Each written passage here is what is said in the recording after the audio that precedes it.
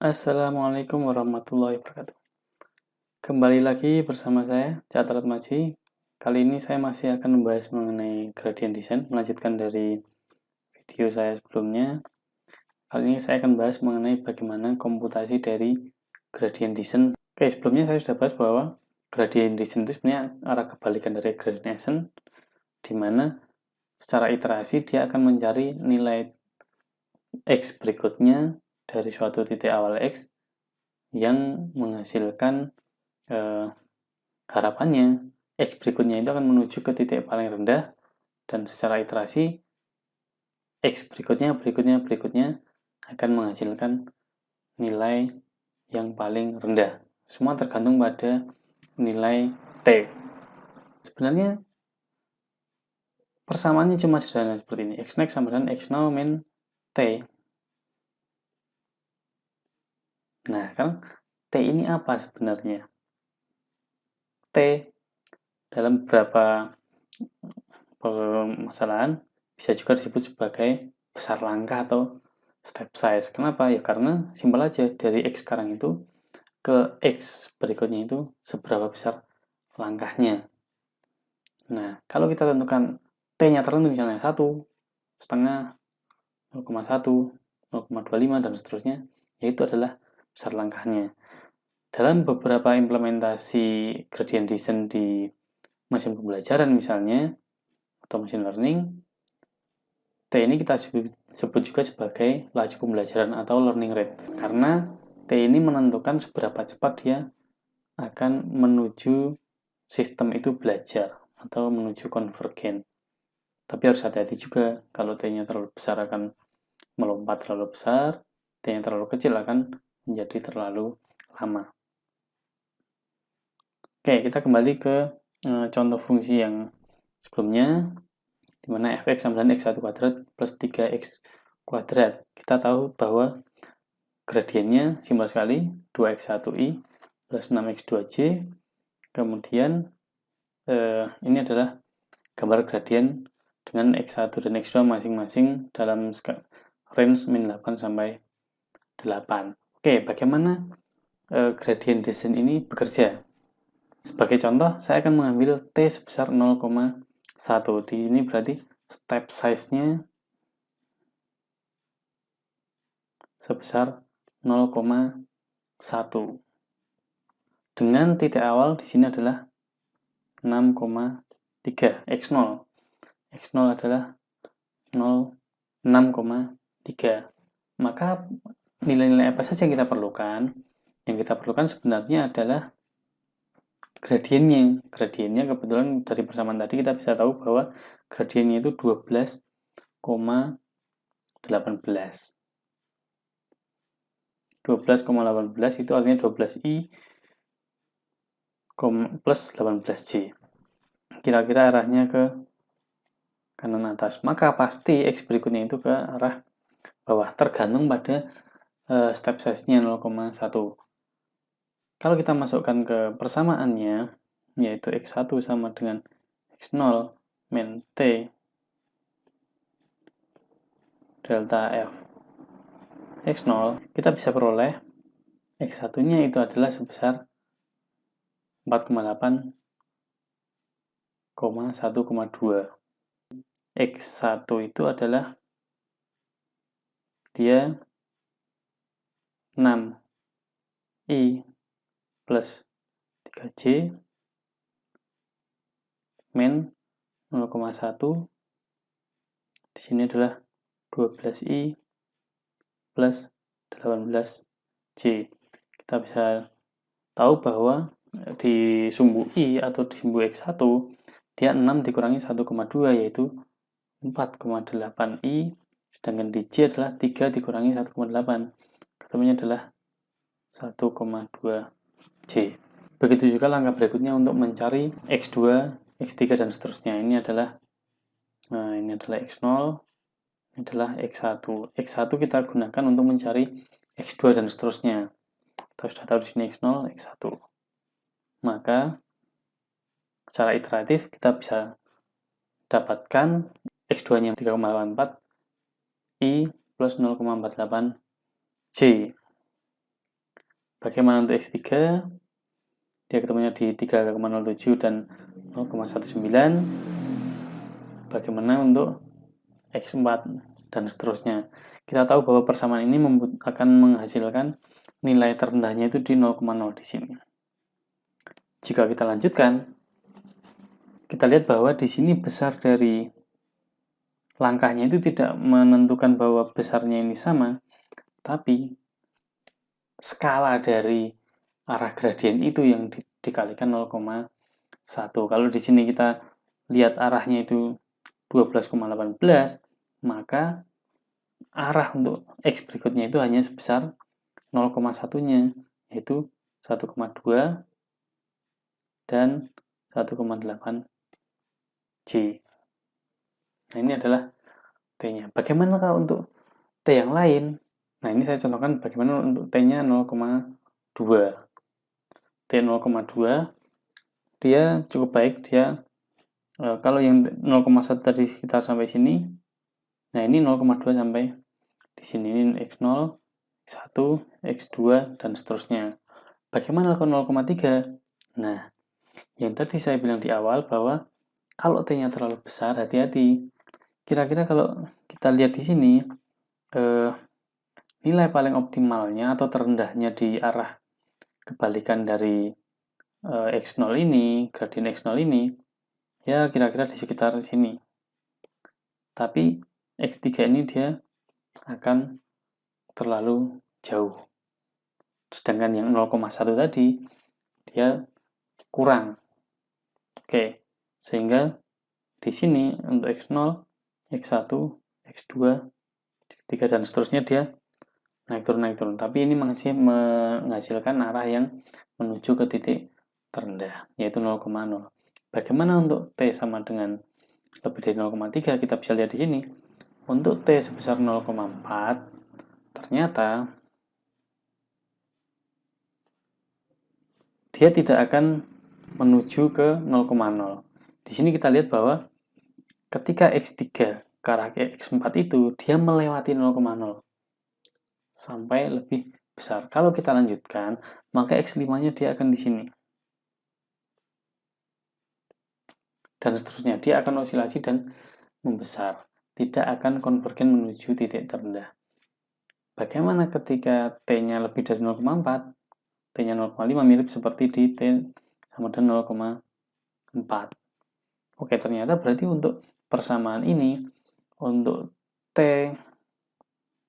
lebih besar sama dengan 0,4, dia tidak mencapai, dia divergen.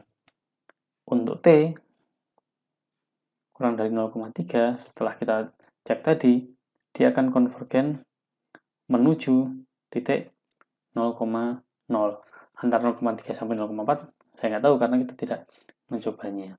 Nah, ini adalah permasalahan dari T yang tertentu, fix.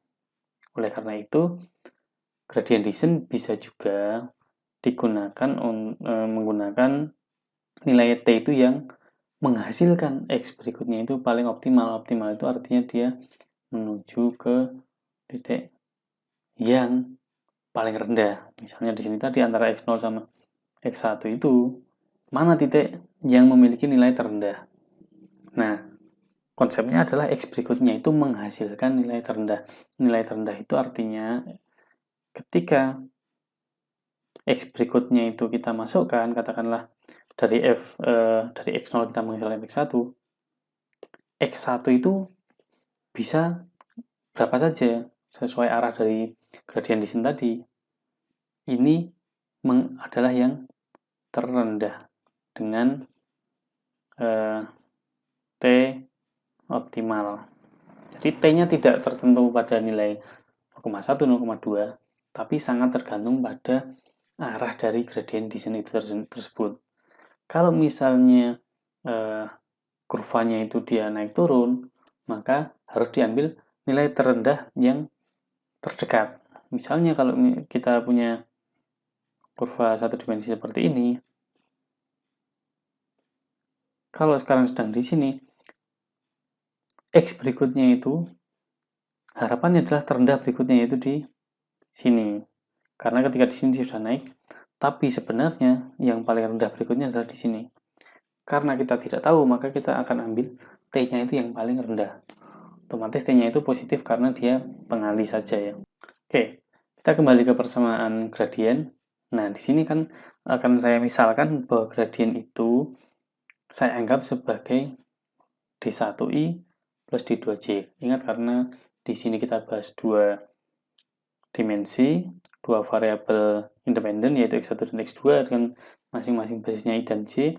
Saya bisa anggap sebagai bahwa gradiennya itu dia terdiri dari D1i plus D2j.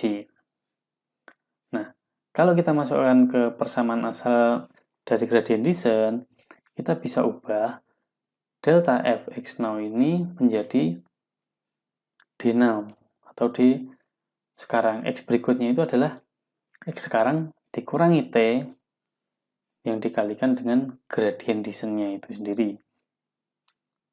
Kemudian, seperti yang saya jelaskan sebelumnya, bagaimana menentukan nilai terendah? X next ini kita harus masukkan ke fungsi. Sehingga kita tahu bahwa fx next itu adalah hanya tergantung pada T. Kenapa pada T? Karena ini dan ini itu adalah tertentu. T-nya itu yang akan kita cari secara optimal.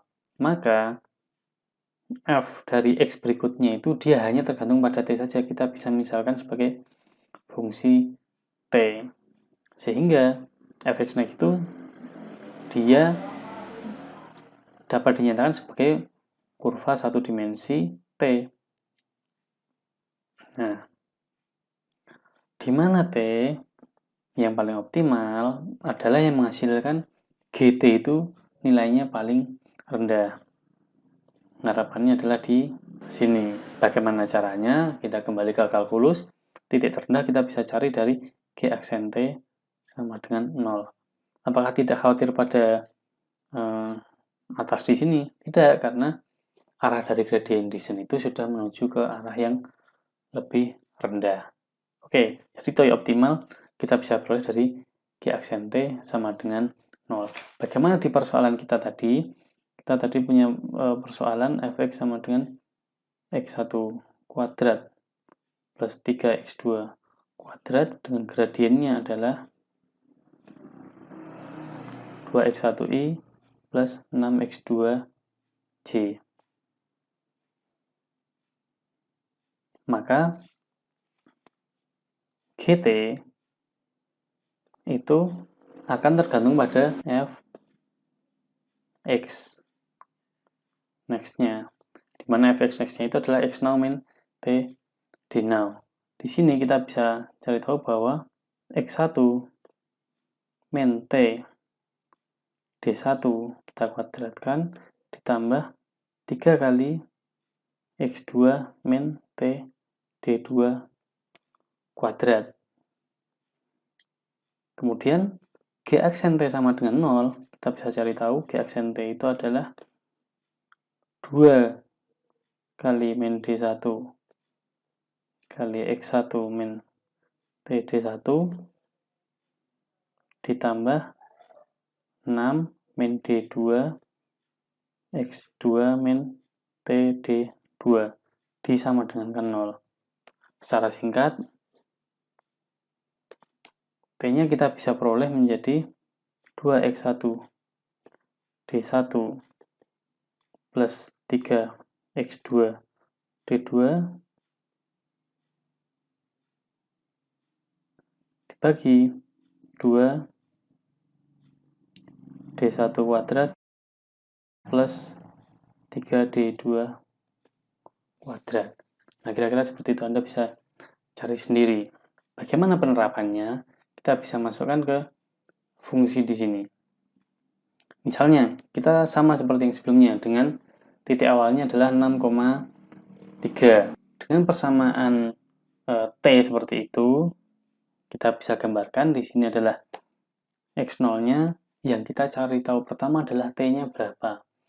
Dengan X1-nya adalah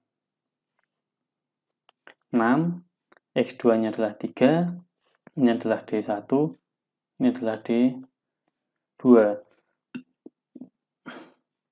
maka kita bisa peroleh 0,21. Itu adalah untuk yang X0.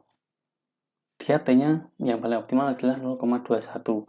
Sehingga kita bisa peroleh X berikutnya yang paling optimal itu di 3,48 min 0,77. Itu juga seterusnya kita bisa peroleh X1, X2, X3 dan dengan masing-masing T-nya berbeda. Kebetulan sekali di sini X1 T-nya itu hanya di 2 nilai saja. Tapi secara umum T-nya bisa jadi berubah setiap saat. Di sini kebetulan saja 0,21, 0,31, 0,21, 0,31. Oke, ini adalah X0, X1, X2, X3, X4. Saya kira seperti itu. Ini bisa diberlakukan untuk segala macam fungsi, asal dia memiliki nilai terendah. Kalau tidak ada nilai terendahnya, misalnya kurvanya itu dia memiliki satu puncak dan tidak memiliki lembah, maka dia tidak akan memiliki nilai T yang paling optimal, karena kurvanya sendiri tidak memiliki titik yang paling rendah, atau titik terendahnya ada di X-nya bernilai tak hingga. Saya kira itu mengenai salah satu cara untuk menghitung gradient descent. Saya ucapkan terima kasih atas perhatiannya. Sampai jumpa di lain waktu. Terima kasih. Assalamualaikum warahmatullahi wabarakatuh.